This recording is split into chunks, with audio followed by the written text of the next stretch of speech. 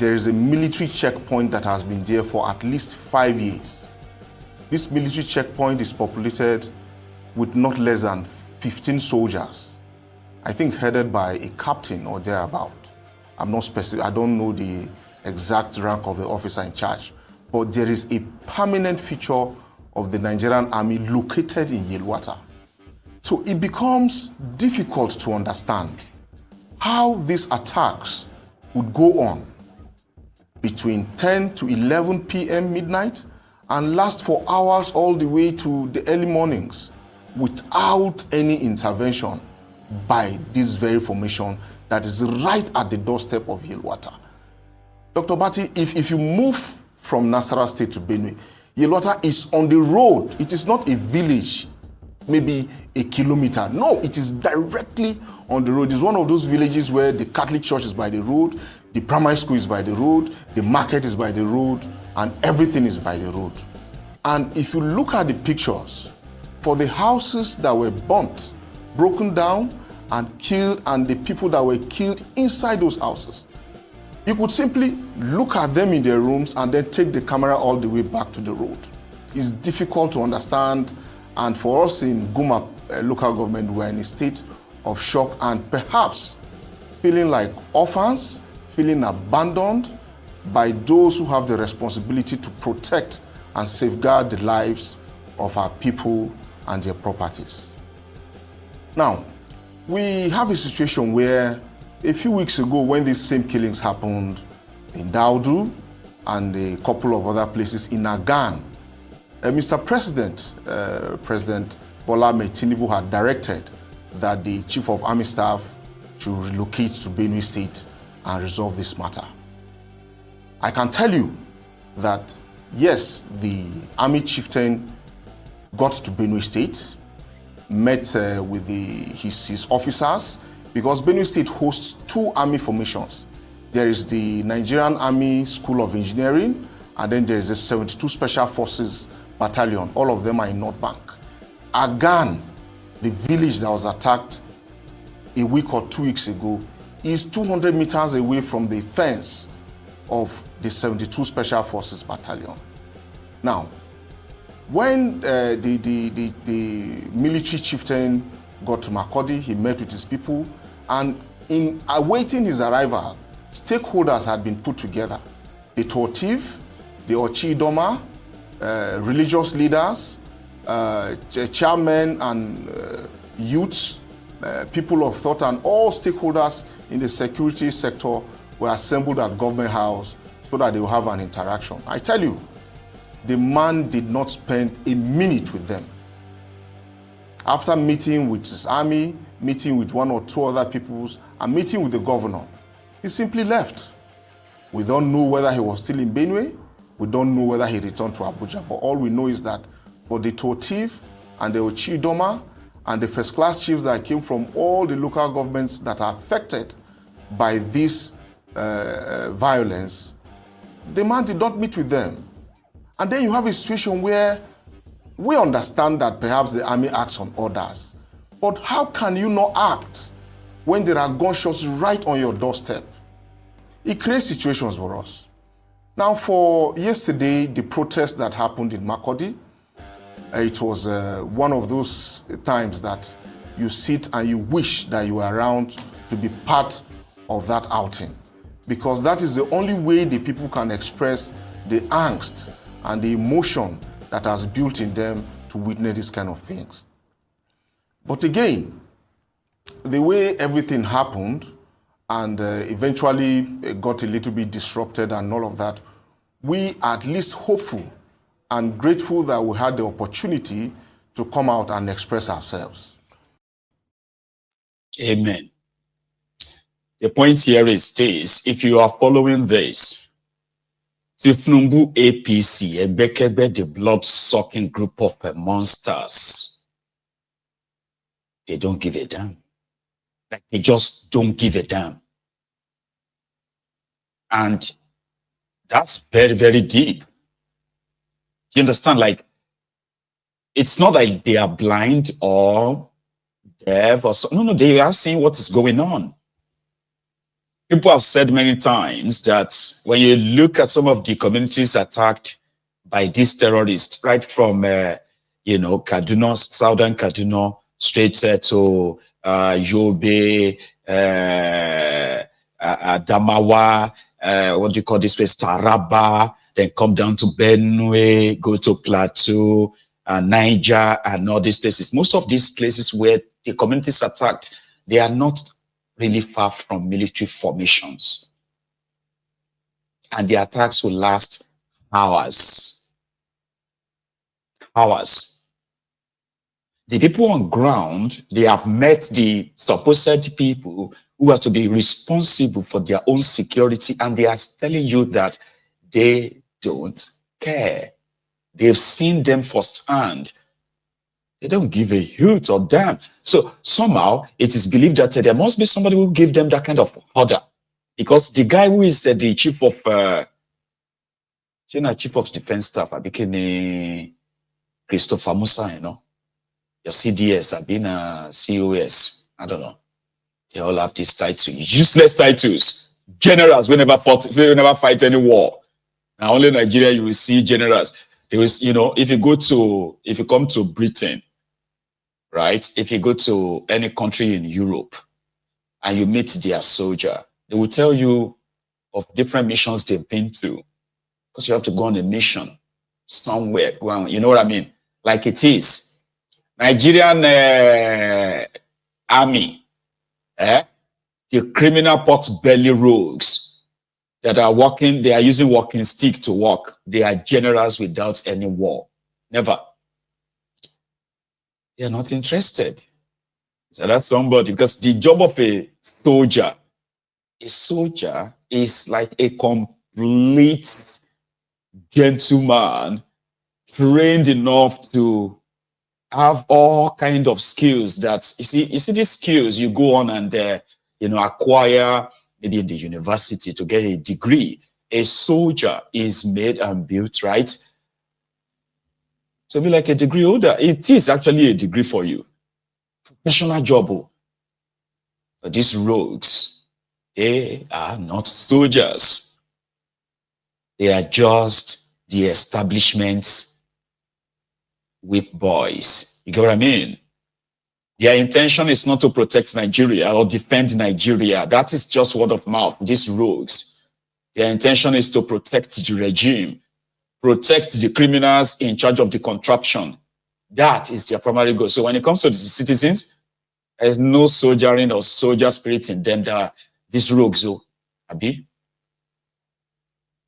Here is a soldier telling us, Baba, that they are recruiting repentant terrorists into the Nigerian army.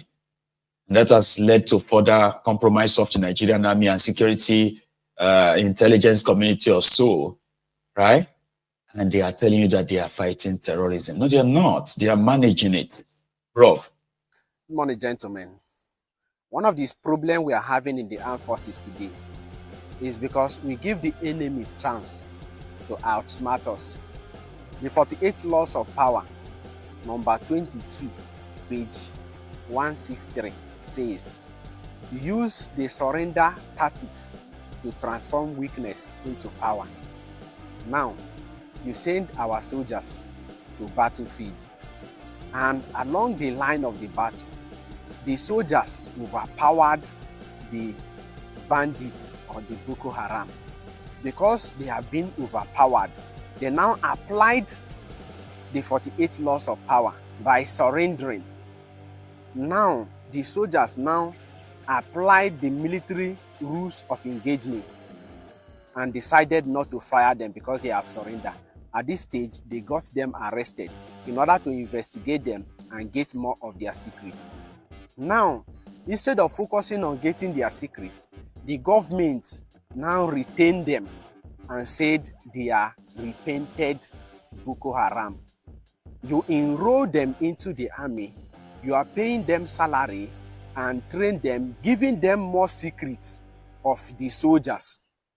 And by the time they got the power, they will reinforce more and come back for you because of what? They already know your money. I'm highly disappointed of Nigerian government because the Nigerian government were highly disappointed in them due to foreseen circumstances. Definitely, I'm one of those people who are proving people should die in coronavirus is more better than people should die in hungers. Hunger kills more than coronavirus because some people are less privileged. Due to foreseen circumstances that I said it, some people are less privileged, which they are based on daily pay, which are not even based on salaries. But our government thinks that the lockdown is the best solution to coronavirus, and proving it to an extent and to the levels of alacrity that if someone die in coronavirus, it's more efficient to die in hunger, because some people will be at indoor. There's no way to. Fellow Nigerians, this is just the beginning. Right. That video you watched there was a soldier. He's a soldier in Nigerian army, and he just confirmed it to you that you see how they got you played. The Boko Haram was supposed to, or these terrorists, they were killing your soldiers, they are killing your people. Then these soldiers, some of them fought and managed to capture some of these terrorists. And between the time of transferring them from being captured as terrorists to the camp of the government that gave guns to a soldier to get the terrorist, between that transfer, the terrorists became repentant terrorists. So they had to enroll him in a rehabilitation camp. And after that, they recruited him into the Nigerian army. Instead of these terrorists to give you the secret of their terrorist gang and now what they are doing, now your own secret you are handing over to him with salary. Can you make that make sense? Can anyone make that make sense? Any sense? That if somebody says Nigeria is done for, and somehow you think you love Nigeria so much, no, but people shouldn't be saying that. Stop saying that. And they ask you to give the evidence of how much you love Nigeria, that you are seeing the rogues and you are hearing what these guys are doing. And somehow you are not upset that what you love is being destroyed like this. Rather, you are upset that somebody is telling you that Nigeria is hopeless at this point. You are upset. You are angry. You are not angry that this your Nigeria that you love is being destroyed this way by these rogues. People are being slaughtered this way. You are not angry. You are angry because people says, if you understand it better, you won't waste your time. Start off. Here is even a Tuface, a bitty face. Hypocrite. My heart is heavy, terribly sad, terribly angry. But like it's become a national emergency. What's going on in my state, Benue State? I cannot wrap my head around. Man, I don't even know what to say at this point in time, because it's going to be business as usual. I will condemn the film. This has to stop. This thing has to stop. It has to involve everybody. Every stakeholder in this country, every stakeholder in Benue State. You know, it's not child's play. It's becoming ridiculous. It's annoying. How about? Come on, man. I don't even know where to start expressing my sadness, my grief, my anger, my frustration for these things that keep happening over and over again. You know, every time, okay, we call on the governor, we call on the president, we call on it's how about, oh man, this thing is not funny anymore. You know, it's not funny anymore. It's gone beyond just condemning. Serious action, serious action needs to start to take place. You know, every stakeholder We need to come together. We need to fight this war, God.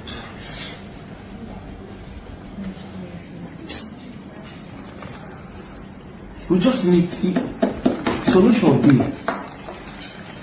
Let's be serious with the solution. It's nuisance leleyi, nuisance leleyi, nuisance leleyi. Tubaba, Olofo of the Nigeria Limited. He's been good with them. They've used him few times or many times to push some of this APC, Egbekebe's agenda of lies, fraud. The other time they sent him to India as an expert on CNG. Here you get. Now he sat there. He is so disconnected, right? That he couldn't make any meaningful sentence. Man, it's so annoying. It's not funny anymore. Is it funny before? It's not funny anymore, man. This is annoying. It's annoying. It's in fact it's a national emergency. You know, we need to come together. We need. Who are the we? Guy, who are the we? He couldn't even mention any name. They're not born and where to say all these Fulani terrorists killing my people. I saw video of children slaughtered by these Fulani terrorists. The state governor kept telling, you can't even speak freely. Because it's all fake. All fake. Like where the wicked will say, fake, all fake. You know? It is a shame or it is sad though. But somebody put it much better again. Would you listen to this? I'm gonna, before I even go to that. Isaac Fayoshe, Faoleshe's brother, had this to say about Tipnumbu, who is going to check his schedule and see if I can. I'll be in Ben. I'm supposed to be in Kaduna on Wednesday. You know what? Since all of you are saying I should go there, huh? I don't have to, should I? Okay, fine, I'll go.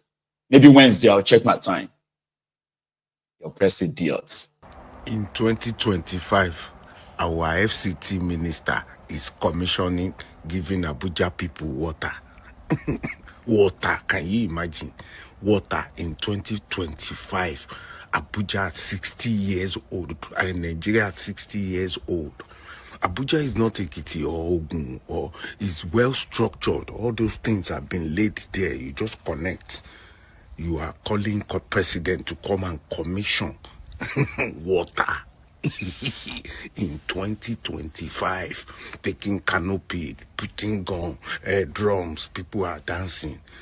And in Benue, people are crying. They've lost their families. They are crying. They are even protesting, but they are using tear gas to chase them away.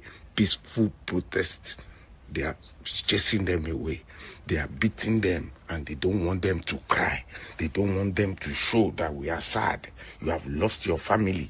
And now, they're now using tear gas to chase them away. Our FCT minister is commissioning water.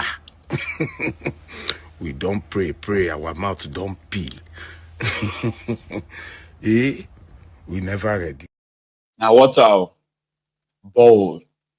It's not even water for the whole Abuja. Bowl.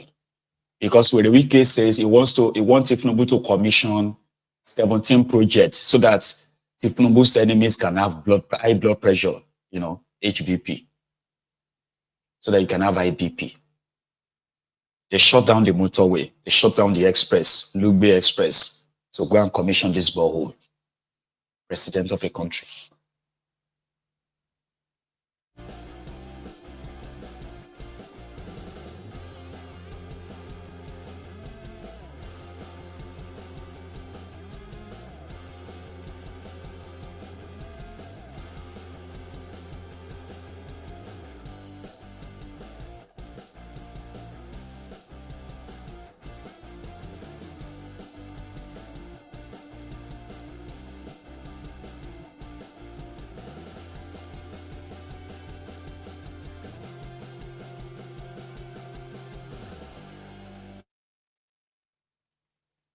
So they shut down the motorway, the expressway, because of Kolu. That's the kind of